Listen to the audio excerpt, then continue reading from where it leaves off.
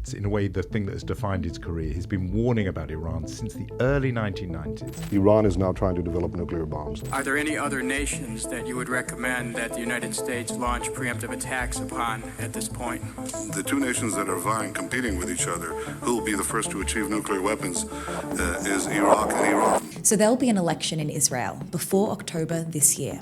Last year, analysts pointed to how Israel's domestic politics are polarised among the public, but also Netanyahu's own coalition. And the upcoming election has raised questions about whether, for him, this is really all about Iran's nuclear program. I think he would love to go into the next election saying, not only on my watch have we seen the toppling of Assad in Syria, the decapitation of Hezbollah and Nasrallah in Lebanon, the, again, decapitation of Sinwar of Hamas in Gaza, but now the ultimate head of the snake, as he would put it, the backer, the patron of all of these enemies of Israel, the regime in Tehran. I think he thinks that's an election-winning platform. And my guess would be that as soon as there's a cessation of this round of hostilities, he will call an election. Now, when it comes to the US, it gets a bit blurry, because Trump was basically elected on America First isolationism. This promise that he's a man who will end wars,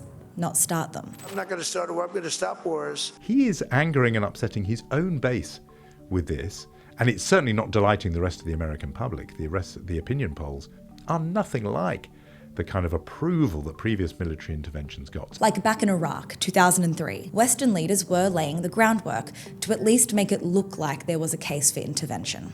There was a coalition, resolutions at the UN, reports of weapons of mass destruction that did turn out to be false.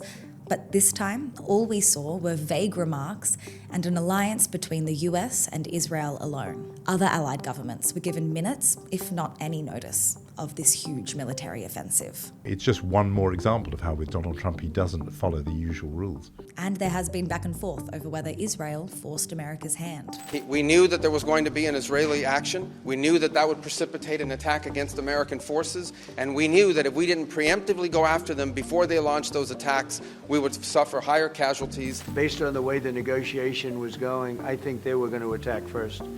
And I didn't want that to happen.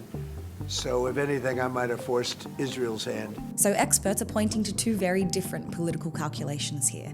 Netanyahu with a potential electoral argument to make, but for Trump, it doesn't appear to be going his way at home.